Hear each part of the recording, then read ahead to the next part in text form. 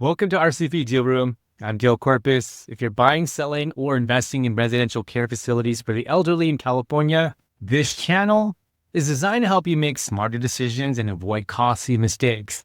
One of the most difficult questions many RCFE owners eventually face is this: when is the right time to sell? It sounds like a financial question, but usually it's also a personal question. Maybe you're thinking about retirement. Maybe the business is taking more energy than it used to. Maybe your health or your family priorities have changed. Maybe the facility is performing well and you're wondering whether this is the right time to capture the value you built. Or maybe you're not ready to sell at all, but you want to understand your option before circumstances make the decision for you. The truth is, there is no single perfect time that applies to every RCFE owner. But there are signs that can help you determine whether it may be time to start planning. Today, I want to walk through the factors I believe every RCFE owner should consider before deciding whether to sell now, prepare for a future sale, or continue operating. Let's get started. Number one, start with your personal goals. Before looking at the market, start with yourself. Ask, what do I want the next 5 years of my life to look like? Do I still enjoy operating the business? Do I want to continue managing employees, residents, families, licensing and compliance? Am I ready to retire? Do I want to slow down? Would I rather own the real estate and lease it to another operator? Do I want to remain involved in some capacity after a sale? Selling an RCFE is not only about what the business is worth, it's also about what you want your life to become after the transaction. A strong selling decision should support both your financial goals and your personal goals. Number two, don't wait until burnout makes the decision. Running an RCFE can be incredibly meaningful, but it can also be exhausting. You're responsible for residents, families, caregivers, administrators, compliance, operations, emergencies, and decisions that can affect vulnerable people. Some owners continue operating long after they've lost the energy or desire to do it. They tell themselves, I'll sell eventually, but eventually keeps getting pushed further away. The danger is that burnout can begin affecting the business. Records may become less organized, staffing may become harder to manage, occupancy may decline, maintenance may be delayed, and the owner may become less willing to invest time or money into improvements. That can reduce the value of the business at exactly the time the owner finally decides to sell. The goal is not to sell the moment you feel tired. The goal is to recognize burnout early enough that you still have choices. Number three, consider selling from a position of strength. Many owners assume they should only sell when something is wrong. I think that could be a mistake. Sometimes the best time to sell is when the business is performing well. Occupancy is stable, the staff is strong, financial records are organized, licensing is in good standing, referral relationships are healthy, the property is well maintained. From a buyer's perspective, that creates confidence, and confidence can strengthen demand. Selling from a position of strength gives you more negotiating power and more flexibility. Waiting until the business is declining may force you to explain problems that could have been avoided through earlier planning. You don't necessarily want to sell because you have to. Ideally, you want to sell because you've decided the timing is right. Number four, pay attention to your business performance.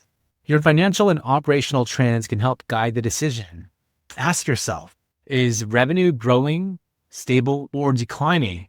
Has occupancy remained consistent? Are payroll and operating expenses becoming harder to manage? Is staff turnover increasing? Are referral sources still producing new residents? Are compliance demands becoming more difficult? Is the property requiring more repairs? One difficult month doesn't automatically mean it's time to sell. Every business experiences challenges. What matters more is the pattern. If the business has been steadily declining and you no longer have an interest, energy, or capital to turn it around, that may be a sign to begin exploring your options.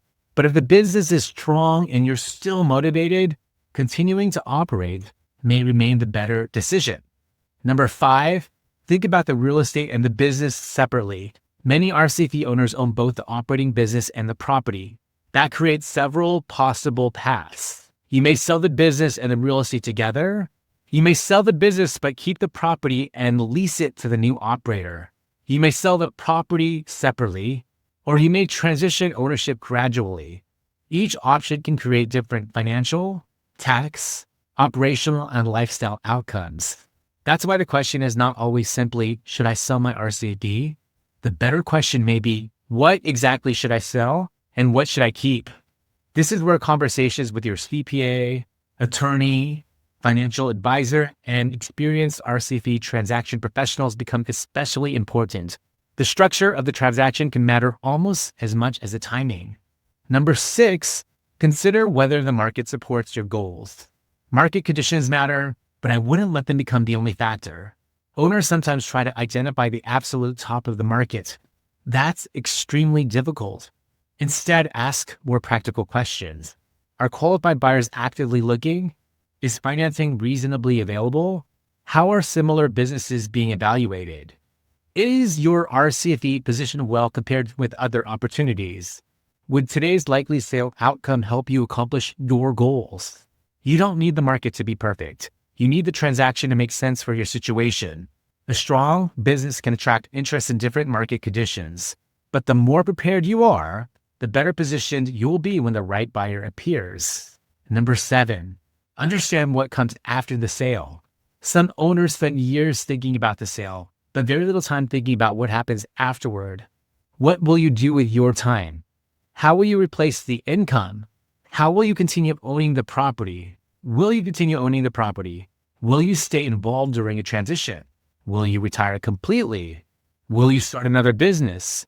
Will you miss the residents, employees, and sense of purpose? These questions matter. Selling can create financial freedom, but it can also create an emotional adjustment. For many owners, the RCFE is more than a business. It represents years of service, relationships, sacrifice, and identity.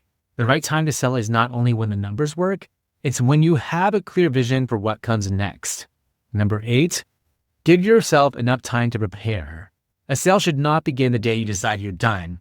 Ideally, planning begins much earlier. That gives you time to organize financial records, address deferred maintenance, strengthen staffing, improve occupancy, resolve licensing concerns, document procedures, reduce owner dependence, review your tax and estate planning, and prepare for buyer due diligence. Depending on your situation, that preparation may take several months or several years. The earlier you begin, the more options you usually have. Even if you ultimately decide not to sell, improving the business is rarely wasted effort. Starting a conversation about selling does not mean you've committed to selling. You can gather information, explore potential value, understand buyer demand, discuss different transaction structures, and then decide whether now, later, or not at all makes the most sense. Sometimes owners avoid asking questions because they fear the conversation will create pressure. It shouldn't. A good advisor should help you understand your options, not push you toward a transaction before you're ready. Information creates clarity, and clarity helps you make better decisions. Now, here's today's deal room tip. Create 2 timelines. The first one is your personal timeline. When would you ideally like to retire, slow down, or move into your next chapter? The second is your business timeline. How long would it take to strengthen the financials, staffing, occupancy, systems, and property before a sale? Then compare the two. If your personal timeline says 1 year, but your business needs 2 years of preparation, you may need to begin planning sooner than you think. Now, if I could give every RCFE owner one piece of advice, it would be this. Don't wait for a crisis to tell you it's time to sell. You don't need to sell at the first sign of stress, but you should begin planning while you still have the energy, time, and financial flexibility to make thoughtful decisions. The right time to sell is usually when 3 things align: your personal goals, the health of the business, and a transaction that allows you to move forward with confidence. Preparation gives you control.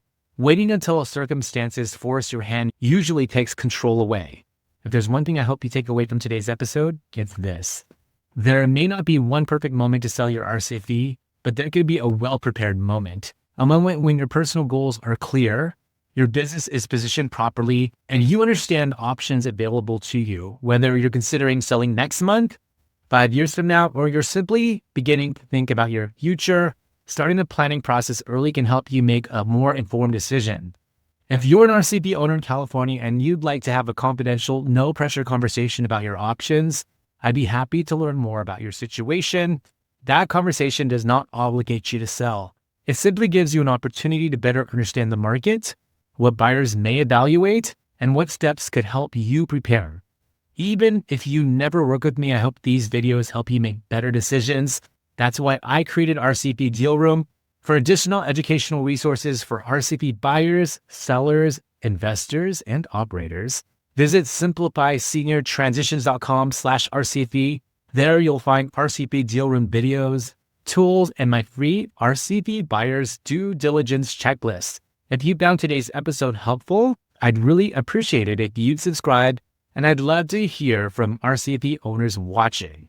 What would have to happen for you to seriously consider selling your RCFE?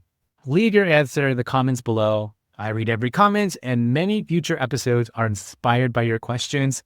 Next time, we'll switch back to the buyer side and discuss RCFE financing explained, SBA loans, conventional financing, and seller financing. Thanks so much for watching. I'm Dale Corpus, and I'll see you next time here on RCFE Deal Room.